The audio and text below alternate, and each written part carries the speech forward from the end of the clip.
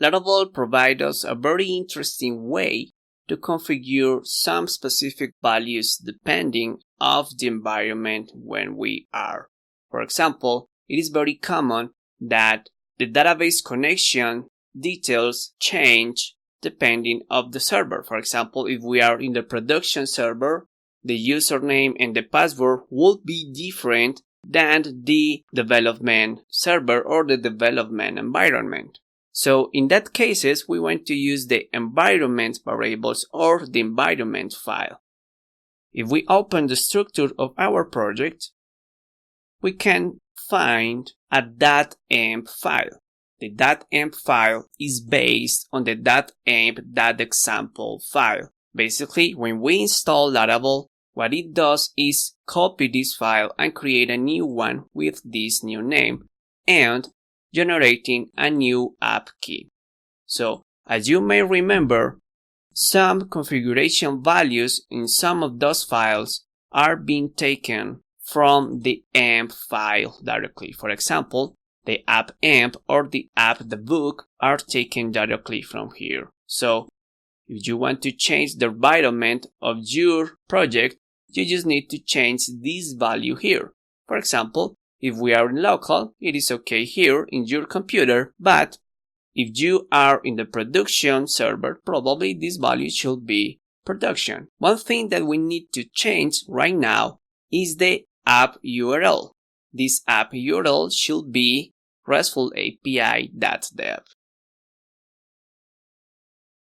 In this way, Laravel will know which URL visit. For example, when we are performing testings with Laravel Dusk or when we are generating links inside of our mails.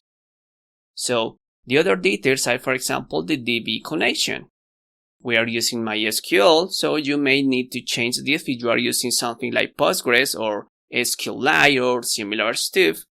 And additionally, you can change the name of the database, the username, or the password for the username of the database. In our case, as we define the database as Homestead in the Homestead YAML file, when the Homestead virtual machine was created, it automatically creates a Homestead database with a Homestead user and a password as secret.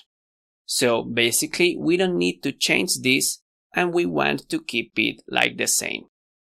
It applies for the other values, but of course you can make a little research about that, and we are going to see in the future classes how to use some of them and how to add new values or new environment variables directly in this file and how to use it.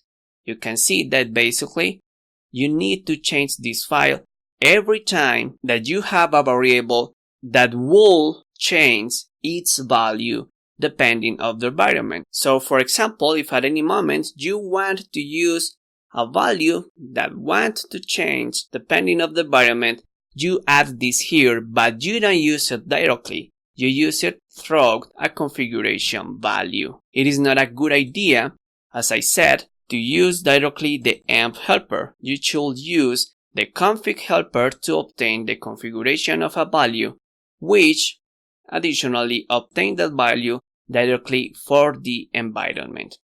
It is not absolutely required, but it is a very good practice and maybe is going to allow you to avoid any kind of problems in the future. So we are ready now. See you in the next class.